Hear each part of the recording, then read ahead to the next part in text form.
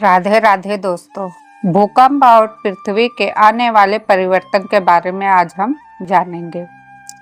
भविष्य में धरती पर बार बार आने वाले भूकंपों को लेकर प्रसिद्धि भविष्यवक्ता और परम पूज्य संत अच्युतानंद दास जी ने अपनी भविष्यवाणियों में जो संकेत दिए हैं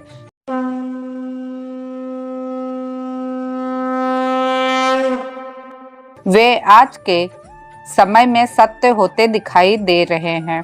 600 साल पुरानी भविष्यमाला ग्रंथ में वर्णित घटनाओं को वर्तमान समय की घटनाओं से जोड़कर देखा जा रहा है।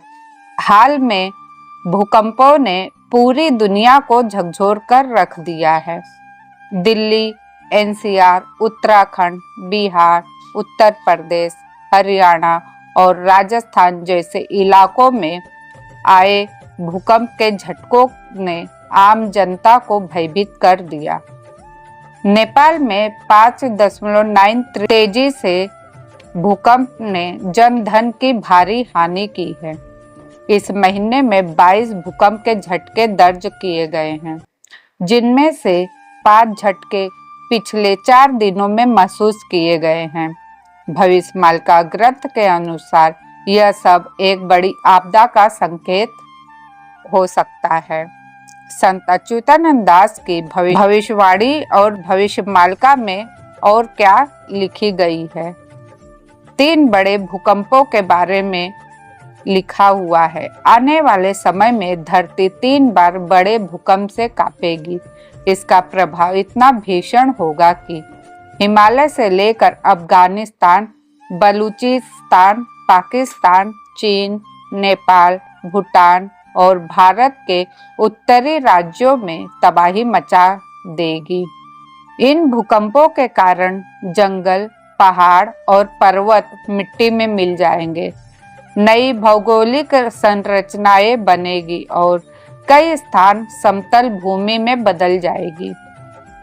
इन परिवर्तनों के बाद पृथ्वी की धुरी में बदलाव होगा, जिससे सूर्य पश्चिम से उदय होगा और पूर्व में अस्त होगा।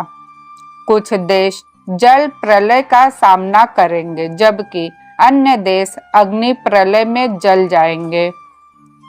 भविष्यवाणी के अनुसार पाकिस्तान और चीन जैसे देश भूकंप और अन्य प्राकृतिक आपदाओं के कारण लगभग समाप्त हो जाएंगे।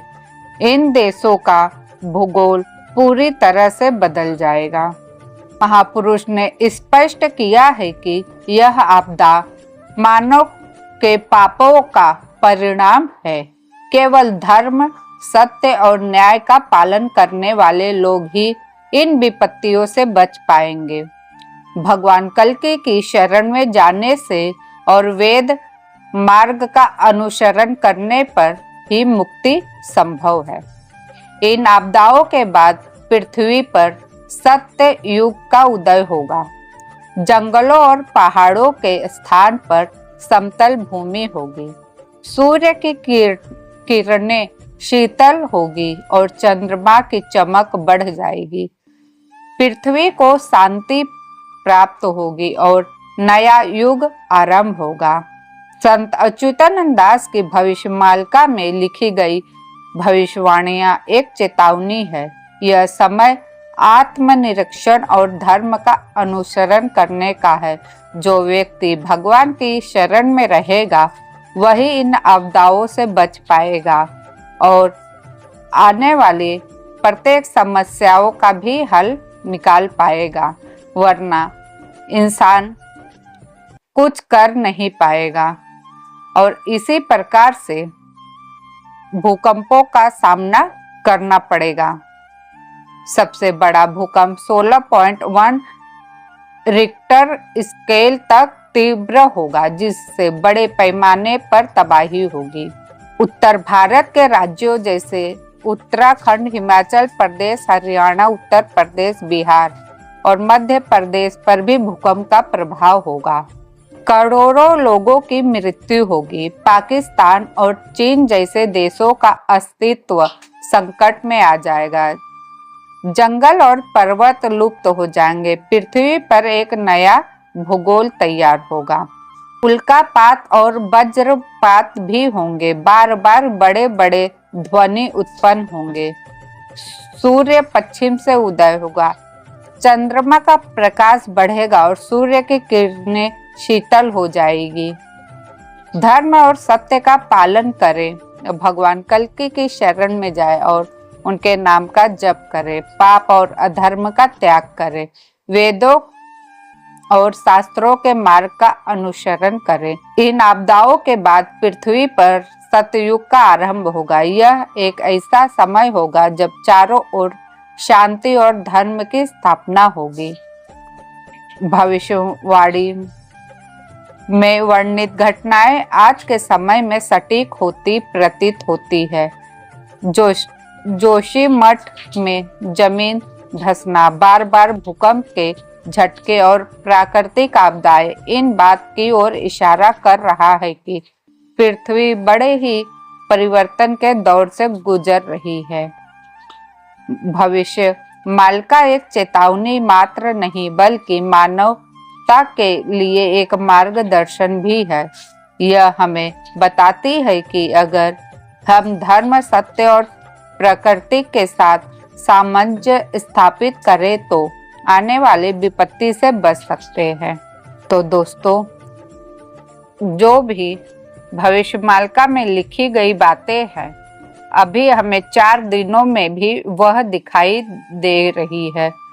प्रत्येक जगह पे भूकंप के भी झटके हो रहे हैं और यहाँ तक कि धुंध से भी लोग की मृत्यु हो रही है।